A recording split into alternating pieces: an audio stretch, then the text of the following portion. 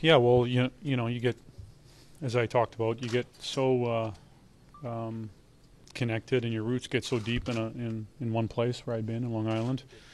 You go in there as a 19-year-old, and it becomes all that you know. It becomes a part of you. It's such a big part of your life that it was really going to take something special, I felt like, to pull me out. And certainly right from the get-go, like I said, the hockey side of it, and I think, I don't think they wanted to hammer it home, but I think they recognized being from here and,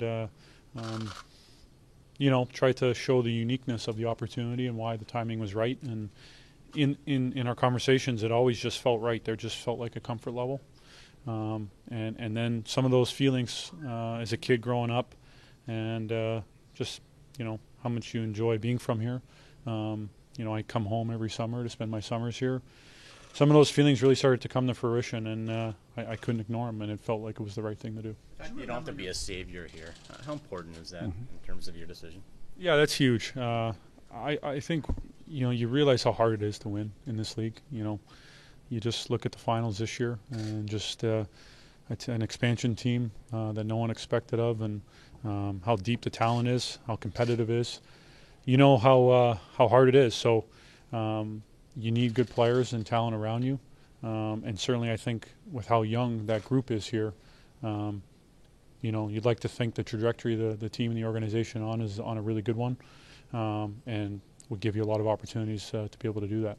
And like you said, I don't have to come in and try to do everything. I just want to be myself, work as hard as I can, commit myself every day, and be the best player and person I can be. Do you remember your first championship in blue and white?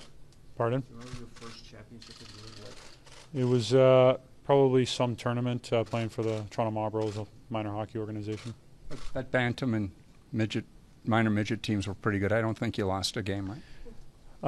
I definitely don't remember too many. So we had some good runs, and I think it was 4 or 5 guys from that team played in the NHL. So yeah, I was fortunate to grow up playing for the Marlboros organization and being around some great people and great players. John, was any of the uncertainty in New York, the arena and everything, sort of that push you away, even just a slight bit?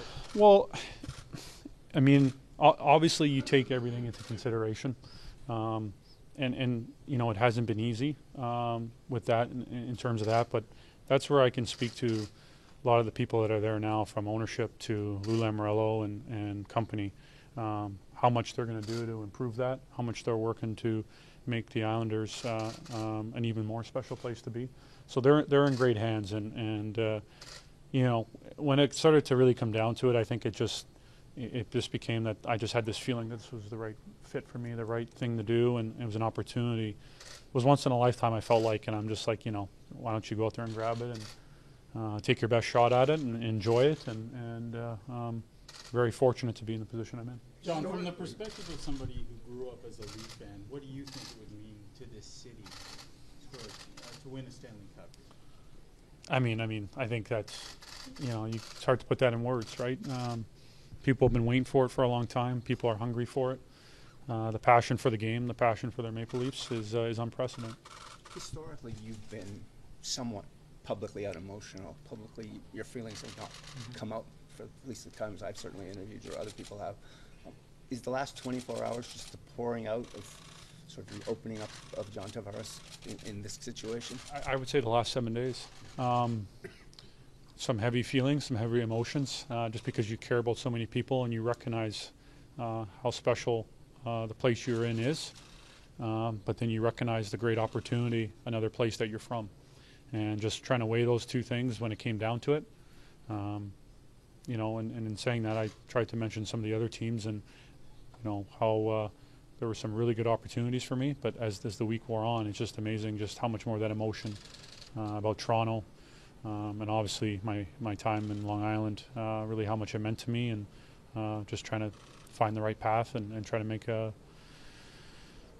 I don't want to say right decision, but the decision that was right for me. I think just as a person, and then obviously as a hockey player, you go out there and try to do the best you can and want it to work out.